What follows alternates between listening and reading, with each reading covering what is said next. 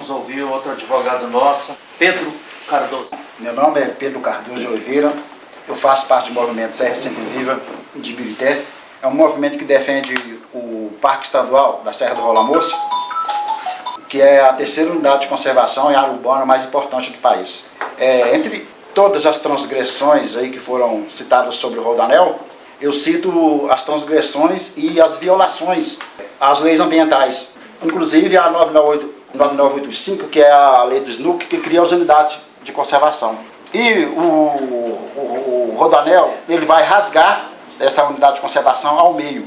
E essa unidade de conservação, ela tem 6 mananciais que abastece a região metropolitana de Belo Horizonte. E o principal dele lá, que abastece a nossa cidade, que é o Taboões, ele vai deixar de existir, porque esse projeto ele vai passar por cima justamente deste manancial. Então, uma das nossas preocupações com este projeto insano desse governo é a questão ambiental, certo? Então, por isso que nós estamos pedindo o apoio do governo aí nessa derrubada desse projeto, porque será uma violação em todos os sentidos, sociais, ambientais, culturais, todos os aspectos. Ok, obrigado. Agora vamos ouvir, tem uma alegria também, ministro Silvio, de ter junto conosco também, ó, arqueóloga, historiadora e antropóloga da luta aí, a Lenice. E que sempre se dedicou à luta e organização dos povos, comunidades tradicionais, né? Sobretudo a questão quilombola, indígena, cigana e também carroceiros, geraizeiros, né? A gente desenvolve vários projetos. E logo que o projeto do Rodoanel iniciou e que nós fomos olhar o trajeto, né, no site do CEINFRA, Secretaria de Infraestrutura do Governo Zema, ficamos estarrecidos, porque simplesmente jogaram em cima do mar sobre comunidades ciganas, agricultura familiar, comunidades quilombolas, comunidades de terreiro e, sobretudo, a nossa grande preocupação é justamente a falta da consulta, a falta de audiências públicas. E o que é mais complicado é que o memorial descritivo desse Rodoanel diz o seguinte, que o traçado pode mudar. A empresa que vai determinar. É por desejo da empresa que ganhar o leilão, que não tem estudo ambiental. Então, quer dizer, se pode passar numa rua, de repente ela pode resolver passar em outra rua, a 100, 200 metros dali. O que desmobiliza também as comunidades, que muitas, nossa, eu estou com esperança, quem sabe eles vão passar para lá. E isso cria até o egoísmo, o racismo estrutural. E a gente está muito preocupado com essa situação, porque o governo usa desse artifício para falar, não, quem sabe não vai passar aqui, vai passar em outro lugar, então não preocupa não, e com isso desmobiliza a população. E um outro ponto que nos preocupa muito também é que o governo do estado de Minas já está negociando, por exemplo, alteração justamente nessa unidade de conservação estadual na área periurbana, Parque Estadual, que é o Parque Estadual Rola Moça, negociando a alteração do limite do parque para passar o Rodoanel. Porém, os mananciais mudam de lugar. E é ali que estão as nascentes de águas puras. E águas puras que são utilizadas pelos agricultores familiares, tradicionais, artesanais da serra.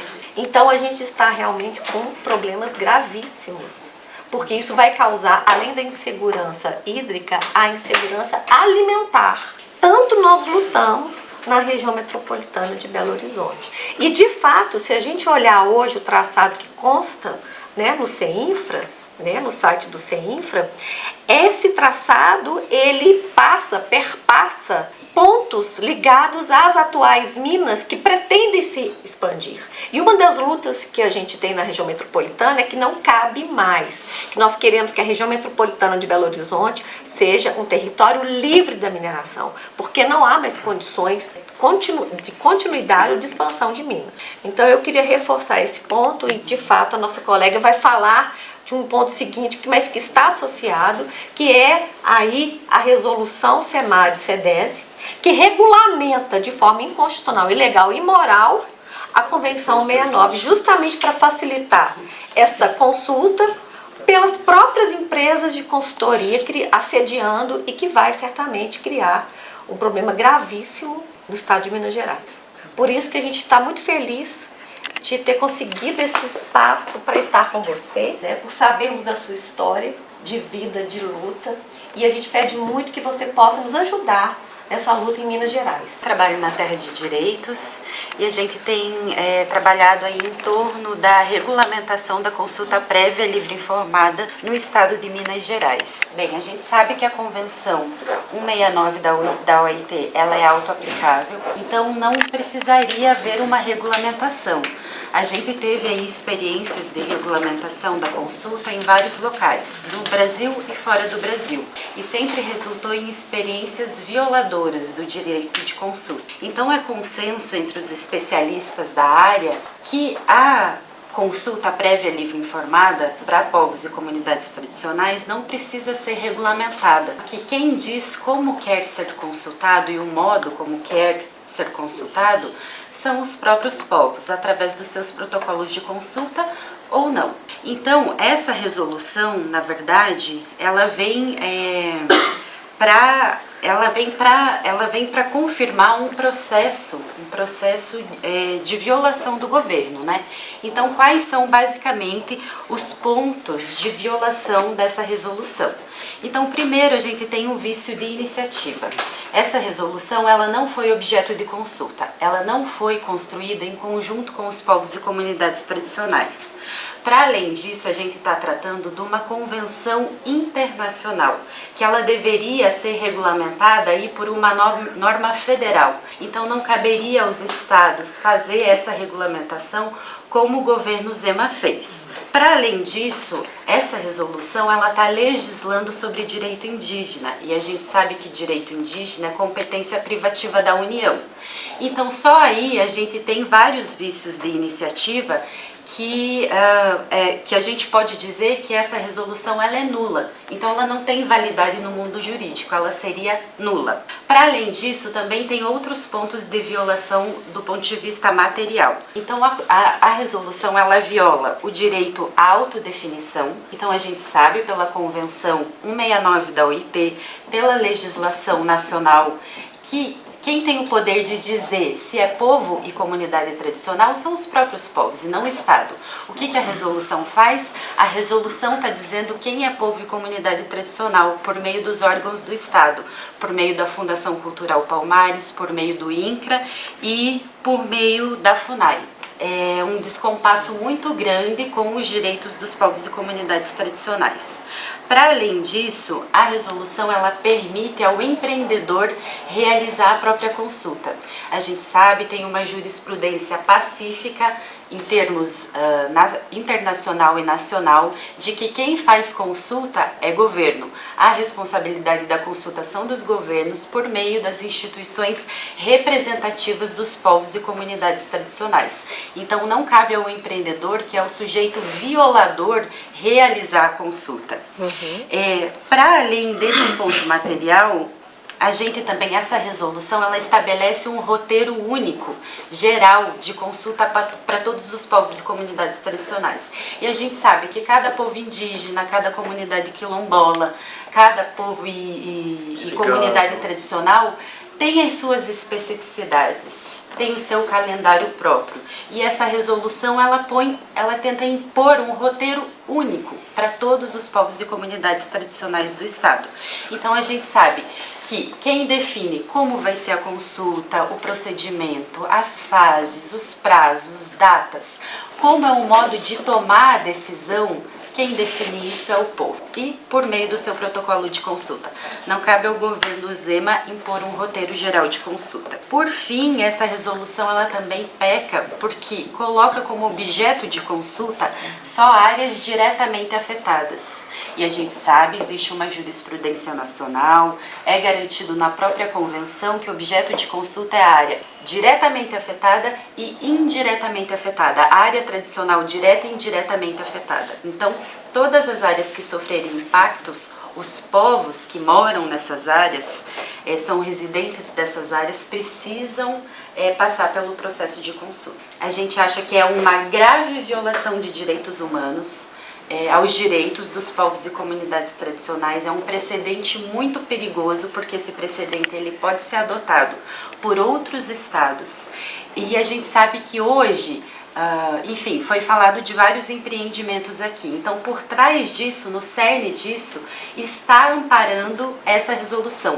Essa resolução, ela está amparando legalmente a implementação desses empreendimentos. A gente sabe que hoje no judiciário, o que mais barra empreendimento é consulta. É o direito de consulta dos povos e comunidades tradicionais. Então, para o governo Zema, foi uma estratégia muito ardilosa, mas muito inteligente, regulamentar o direito de consulta para dizer que os povos foram consultados. Então, assim, é um empreendimento muito grave e que ele precisa ser barrado. Então, assim, nós aqui, representantes dessas organizações e movimentos, com outros movimentos, temos nos articulado para fazer frente a essa resolução. Já temos conversado e dialogado com instituições de justiça, Ministério Público, Defensoria Pública, e já temos uma estratégia jurídica traçada. Porém, a gente precisa de apoio político. É isso, ministro. Então, a bela. A gente já trouxe aqui todos os pontos centrais, né? O que cabe a gente dizer, a gente criou de fato uma frente de enfrentamento ao Rodoanel na Assembleia Legislativa de Minas, foi assinada por vários deputados e deputadas e hoje não puderam estar todos aqui, que hoje é dia de plenário, mas assim, nos represente aí também nesse apelo coletivo. Acho que, não sei se foi dito, né, a imoralidade da obra do Rodoanel é original, porque o recurso para implementar o início das obras, ele é justamente o recurso do crime da Vale na cidade de Brumadinho. Então, essa é quase que o pecado de origem, né, Frei Giovanni? Exato.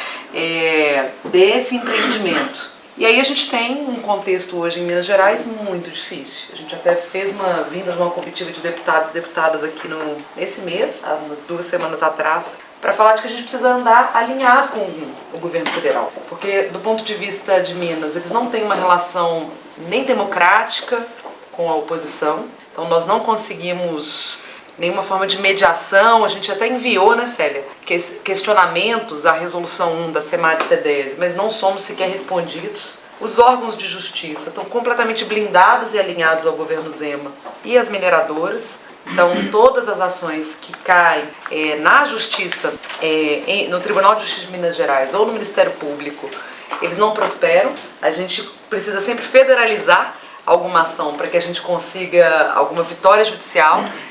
Macota Cássia aqui é de um território quilombola que está dentro da Serra do Curral, né? No espaço da Serra do Curral. Hoje a mineração lá está suspensa em função de uma ação federal, porque o Tribunal de Justiça de Minas Gerais não dá nenhum ganho de causa a nós. Então, pensando um pouco nisso, que a gente fez esse apelo aí também aos deputados federais para a gente construir alguma ação possível. Acho que a primeira delas, acho que foi o Frei Giovanni, e aí já como solução de encaminhamento, né, é que a gente tem uma possibilidade real de suspender o leilão do Rodoanel em função da violação da consulta livre, prévia e informada das comunidades. Então fizemos o convite para que a ministra Aniele Franco se manifeste ou mesmo vá até um desses territórios quilombolas para evidenciar o absurdo do Rodoanel. Eu queria trazer de novo esse convite.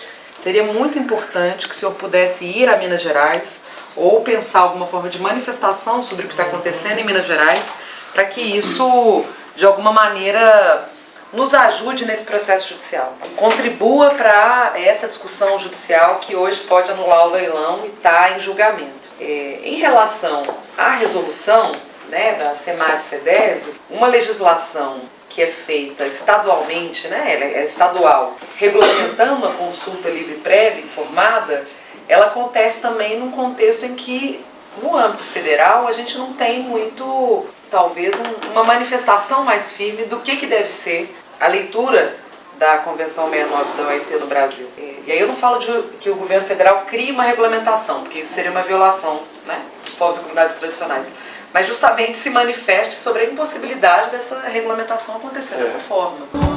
Quilombo, todos fizeram com todos os santos zelando. Quilombo, todos regaram com todas as águas do pranto. Quilombo, todos tiveram